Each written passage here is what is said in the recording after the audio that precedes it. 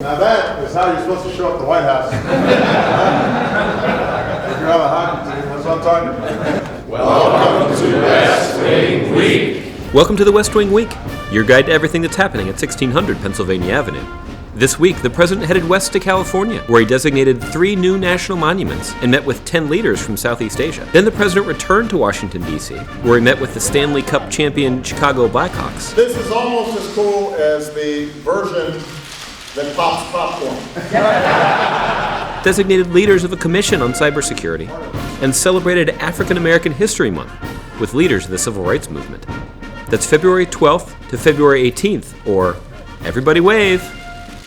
On Friday, the president doubled the number of acres he's protected while in office by announcing 3 new national monuments in the American West, conserving 1.8 million acres of the California desert. He got an aerial view of the newly protected lands from Air Force One before he landed in Palm Springs.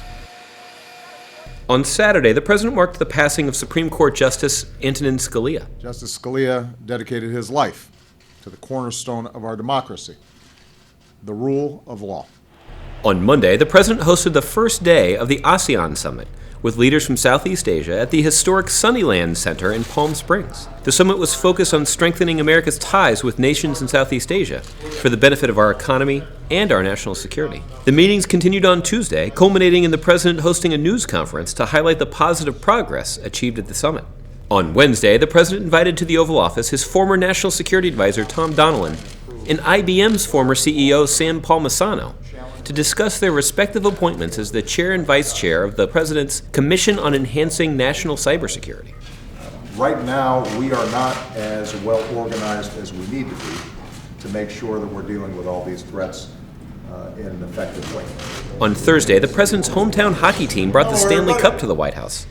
The Chicago Blackhawks joined the president in the East Room to celebrate their 2015 championship. We thought that we might want to present you with something. This is the best gift I might sell this on eBay.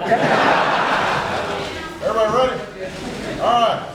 Then the president welcomed the King family and got to show them Dr. King's bust, which for the first time has been placed in the Oval Office, where Dr. King's legacy inspires the president every day.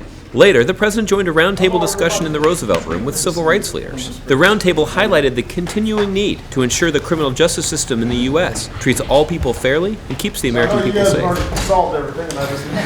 Following the roundtable in the Roosevelt Room, the president returned to the East Room, where he joined the First Lady in hosting a reception to celebrate African American History Month. America's a nation that is a constant work in progress. That's why we are exceptional. We don't stop. As long as we keep at it, as long as we don't get discouraged, I have no doubt that we're going to live up to the promise of our founding ideals, and that all these young children who are standing in front, no matter who they are, where they come from, they're going to have the opportunity to achieve their dreams.